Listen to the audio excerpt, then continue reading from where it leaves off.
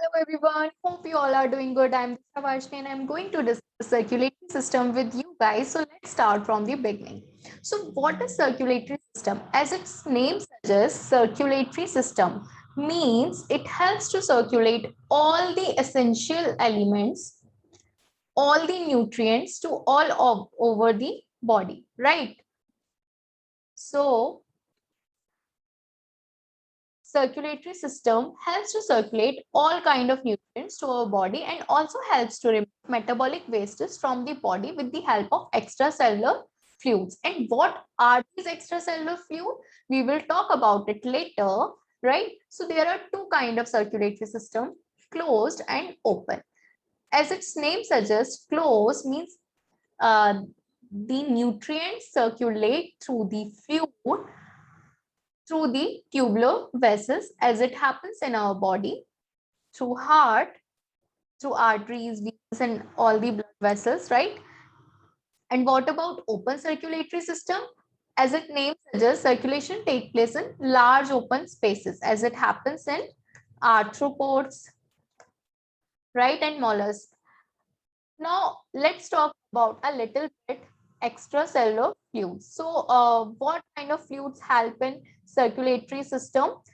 So there are two kind of fluid, blood and lymph, right? So these are the fluid connective tissues which helps the circulatory system to circulate all the nutrients to all over the body, right? So let's talk about it, blood.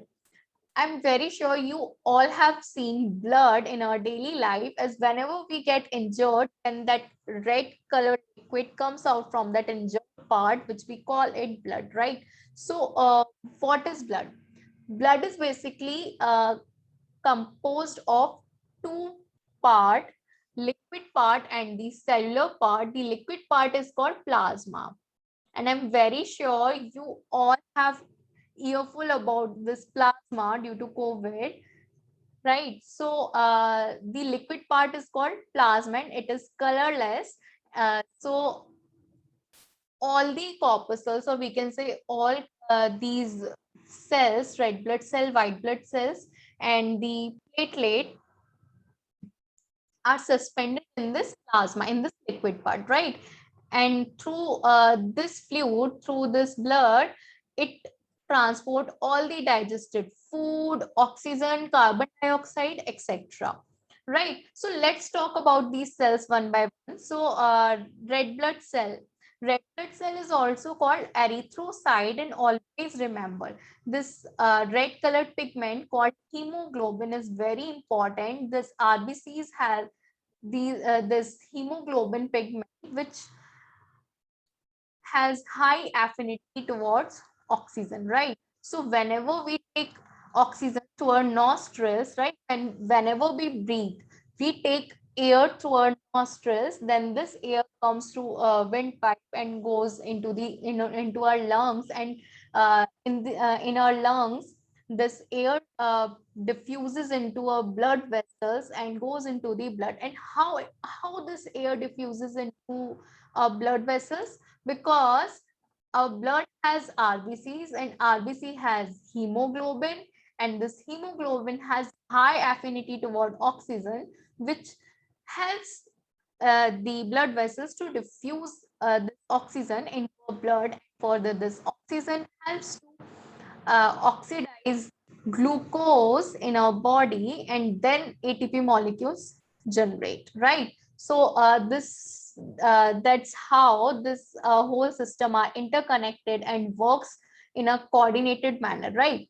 So RBC has hemoglobin and it's called erythrocyte. It is disc shape and it has no nucleus, right? Now let's talk about WBCs. Actually, these white blood cells are responsible for our immunity. How they are responsible for our immunity? As they engulf microbes. Whenever any foreign microbes enter our body, then these WBCs fight against them, right? And generate antibodies towards those foreign microbes. Always remember these cells lifespan. These are very important, right? So RBC has lifespan about 120 days, and this WBC has lifespan about 3 to 4 days, and platelets has lifespan of about 3 to 7 days, right? And what are these platelets? Platelets are also called thrombocytes and has this thrombokinase enzyme which helps in clotting of blood. Whenever you get injured, you have seen that after some time that clotting starts, so that this so that that kind of wound will be healed, right? So platelets help in clotting of blood. Now let's talk more about WBCs, as white blood cells are very important because it helps to fight against foreign microbes. So white blood cells are of two types, right? Granulocyte and agranulocyte. As its name suggests, granulocyte, granules, means these kind of cells have granules in their cytoplasm, right? And about agranulocyte, as its name suggests, so they do not have granulocyte in their cytoplasm, right? So granulocyte has three kind of cells: basophils, eosinophils, and neutrophils, means Ben. So this is the trick to remember: Ben, basophils, eosinophils, and neutrophils.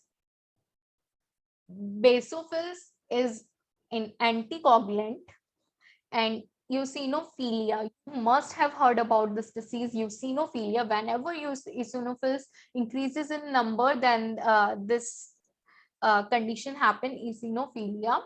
All right, so it takes up acidic stain and helps in defense system, and it neutrophils can stain with both acid and base, right? And let's talk about agranulocyte little bit.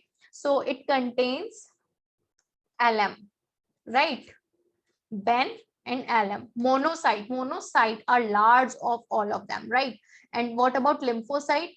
Lymphocytes are about 25% of whole WBC's collection, right? It take part in antigen and antibody formation. Now let's talk about lymph. Blood, right? I'm very sure you must have understood about this blood, as it contains two parts, plasma and corpuscles, and these corpuscles are of three types, like RBC, WBCs, and platelets. RBCs has hemoglobin and it has lifespan of 120 days, and whereas about WBCs, it engulfs microbe and act as a defense system of our body. It has lifespan of about 3 to 4 days, and platelets helps in clotting of blood, and it has a lifespan of 3 to 7 days. Now let's talk about lymph. So lymph is basically colorless and it contains lymphocytes. Lymphs also help in interchange of nutrients and waste products takes place between tissues and bloods. There are lymph nodes in our body, like in our armpits, in neck, and groin. So they help in defense mechanism, and it is colorless. It mainly constitutes lymphocyte, right? And what about spleen? Spleen is also called a blood bank, as it produces RBCs, WBCs, lymph, and also act as graveyard of lymph, right? It is situated above left kidney behind the stomach, right? So it's about spleen.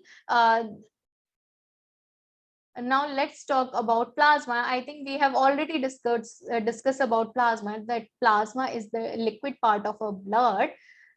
It is clear or yellow fluid. It contains about 7 proteins. Sometimes examiner asks about what kind of proteins does plasma constitute, right? So what kind of proteins plasma has? Albumin, globulin, and fibrinogen. So this is about the fluid connective tissues of circulatory system. I think that's it for today. I'll meet you in the next video. Thanks for watching and bye. Have a nice day.